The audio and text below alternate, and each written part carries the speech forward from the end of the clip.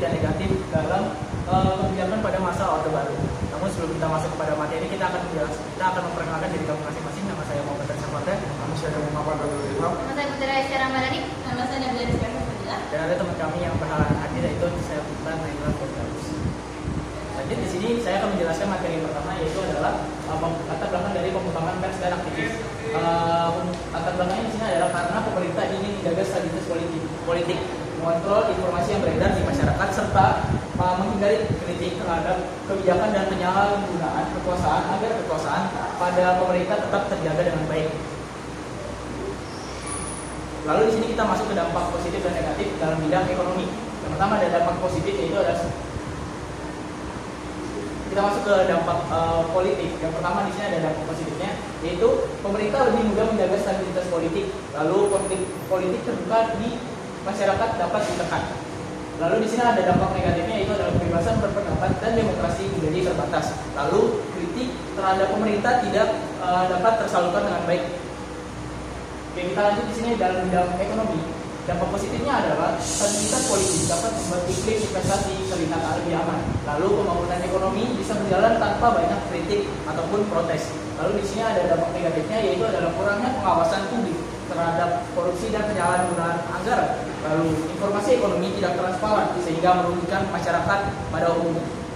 Lanjut kita dalam bidang sosial. Yang pertama ada dampak positifnya. Konflik sosial yang muncul dari kritik keras di media dapat berkurang.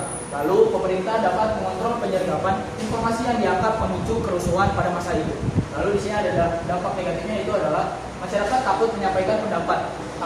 Hak asasi manusia, terutama kebebasan berbicara, menjadi terancam.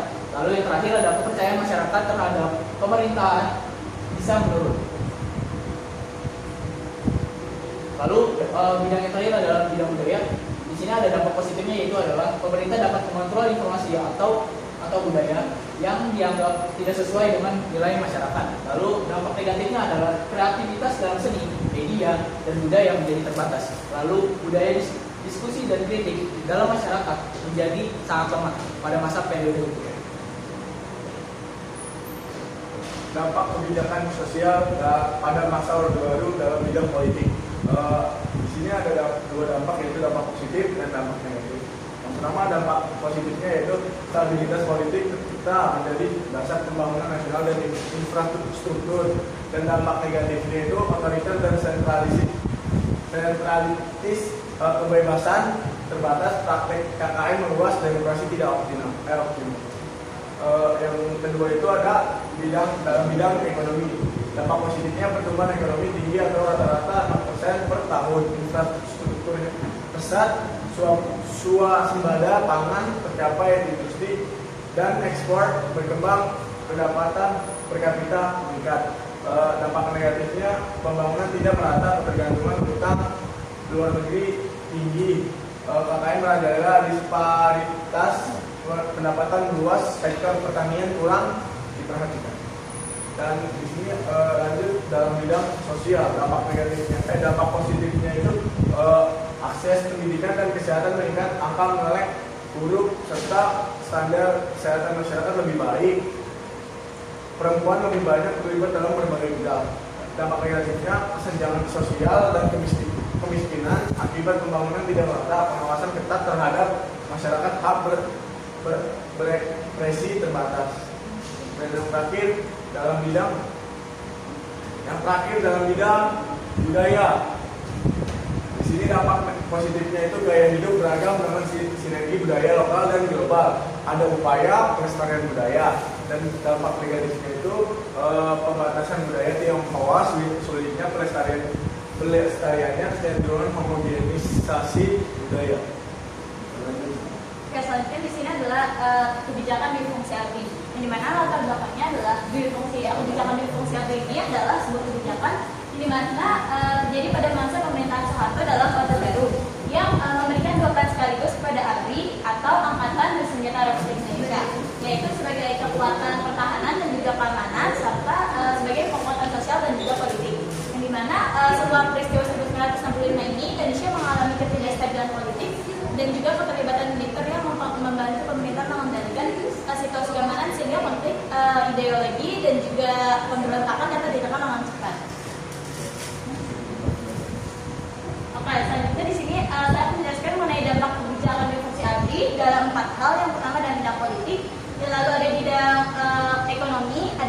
sosial, dan yang terakhir adalah dalam bidang budaya. Oke, dalam bidang politik ini terdapat dua dampak, yaitu dampak positif dan juga negatif.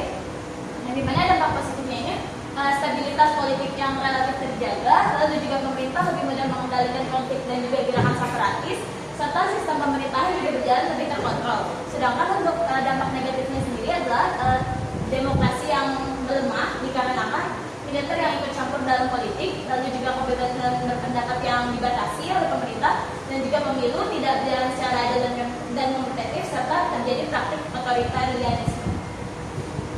Lalu selanjutnya dalam bidang ekonomi, yang dimana dampak positifnya ini adalah stabilitas keamanan yang mendorong masuknya investasi asing, lalu juga pembangunan ekonomi yang berjalan pesat pada awal masa Orde Baru, dan yang terakhir adalah infrastruktur yang berkembang cukup signifikan. Lalu untuk dampak negatifnya sendiri adalah terjadinya KKN atau praktik korupsi, kolusi, dan juga nepotisme, lalu juga bisnis militer yang berkembang tanpa adanya pengawasan yang transparan, serta ketimpangan ekonomi yang meningkat. Lalu selanjutnya ada di bidang sosial, yang dimana dampak positifnya ini adalah keamanan sosial yang relatif terjaga dan juga konflik horizontal yang dapat ditekan. Untuk dampak negatifnya sendiri adalah masyarakat yang hidup dalam rasa takut, dan ada masyarakat yang dimana hidup dalam rasa takut dan juga tekanan. Lalu juga aktivis dan mahasiswa yang sering mengalami represi serta pelanggaran HAM yang terjadi di beberapa daerah. Dan yang terakhir adalah dalam bidang budaya, yang dimana dampak positifnya adalah budaya nasionalisme dan persatuan dapat ditekankan, lalu juga stabilitas memungkinkan adanya pelestarian budaya nasional, dan untuk dampak negatifnya adalah kebebasan berekspresi yang dibatasi, dan juga sensor ketat terhadap media, seni, dan juga sastra, dan budaya kritik yang terhadap pemerintah ditekan. Selanjutnya ada kebijakan perlindungan produk dalam negeri dalam bidang politik. Nah, di sini ada bidang positifnya yaitu memperkuat kedaulatan ekonomi dan politik negara. Yang kedua yaitu memperkuat posisi negara dalam kebijakan pembangunan nasional. Lalu ada dampak negatifnya yaitu menimbulkan konflik atau ketegangan dalam hubungan internasional. Lalu ada menimbulkan perdebatan dalam kebijakan politik dalam negeri. Next, selanjutnya ada dalam bidang sosial. Jadi dampak positifnya adalah meningkatkan kesempatan kerja bagi masyarakat, menumbuhkan rasa bangga terhadap tanah air. Lalu ada dampak negatifnya yaitu konsumen memiliki pilihan produk yang terdapat dan terdapat kesenjangan kualitas produk. Selanjutnya dalam bidang budaya, dampak positifnya adalah pelestarian produk budaya lokal, meningkatkan rasa nasionalisme. Lalu ada dampak negatif di mana mengurangi pengaruh budaya luar yang sebenarnya dapat memberikan inovasi. Lalu ada risiko stagnasi budaya. Selanjutnya ada bidang ekonomi, di mana dampak positifnya adalah meningkatkan keteguhan industri dalam negeri, lalu mendorong perkembangan usaha kecil dan menengah atau UMKM. Lalu ada dampak negatif yaitu harga barang bisa menjadi lebih tinggi dan berpotensi menghambat investasi asing. Di sini dampak, di sini saya akan membacakan dari tugasnya sertifikat yang tidak masuk. Dampak kebijakan bergabungnya Indonesia ke PBB pada masa Orde Baru di bidang budaya. Dampak positifnya itu dukungan UNESCO sangat vital dalam pembugaran Candi Borobudur pada tahun 1973 sampai 1983 dan situs cagar budaya lainnya. Dampak negatifnya warisan budaya cenderung diarahkan untuk kepentingan pariwisata massal sesuai standar internasional yang kadang mengurangi makna asli dari budaya tersebut. Lalu selanjutnya dampak kebijakan bergabung Indonesia ke PBB pada masa Orde Baru di bidang politik. Nah, dampak positifnya itu adalah Indonesia dapat kembali diakui sebagai anggota komunitas internasional yang dimana memperkuat posisi Indonesia dalam diplomasi global. Lalu dampak negatifnya adalah masalah dalam negeri menjadi sorotan tajam dan juga agenda rutin di dalam sidang PBB yang dimana sering menyulitkan posisi pemerintah di mata dunia.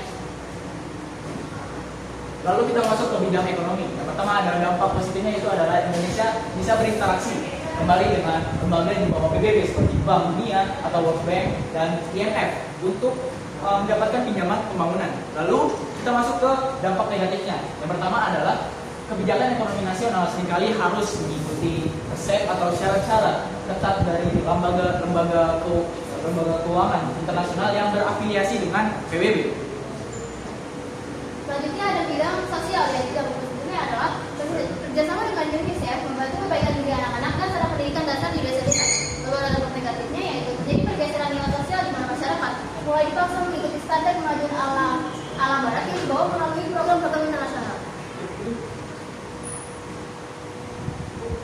Oke, sekian presentasi dari kelompok 3.